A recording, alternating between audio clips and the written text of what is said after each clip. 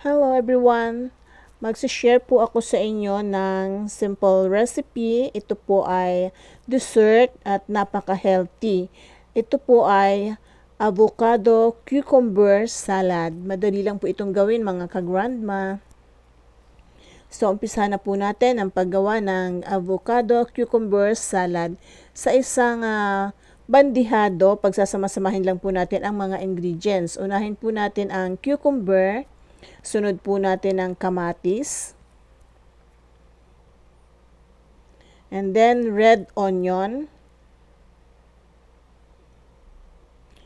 And then sunod na po natin ang avocado.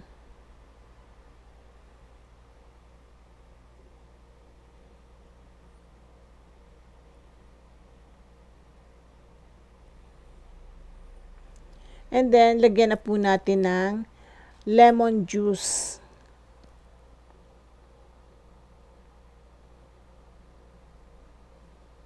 And maglalagay po tayo ng salt and pepper to taste.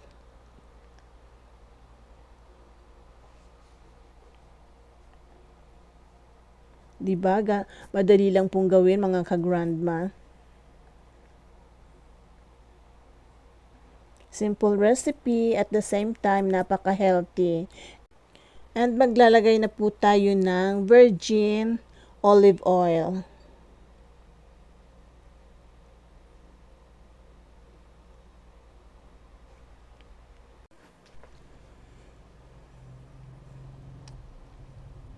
And then, pagkatapos po nito, imimix natin para po mag-combine lahat ng ingredients. Ganun lang po kadali gumawa ng avocado cucumber salad. Konting recipe lang po. Gumagalaw yung aking bandihado. Nakalimutan kong lagyan ng sapin sa ilalim. Nakalimutan kong lagyan ng placemat kaya po gumagalaw yung aking bandihado. Anyway, carry naman po. Nahahalo naman po natin.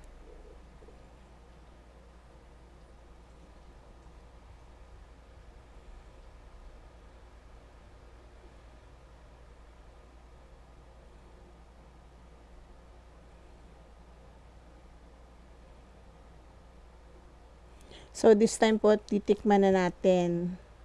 Natatakam na si grandma. Ang sarap po. Try nyo po gumawa ng ganito. Ang sarap. Napaka-healthy dessert. So, sana po magustuhan nyo ang video na to. Ito na po yung ating avocado cucumber salad. Sana po nagustuhan nyo ang video na to. At kung nagustuhan nyo po, huwag kalimutang mag-like, share, comment, and follow. Thank you for watching. Bye. God bless.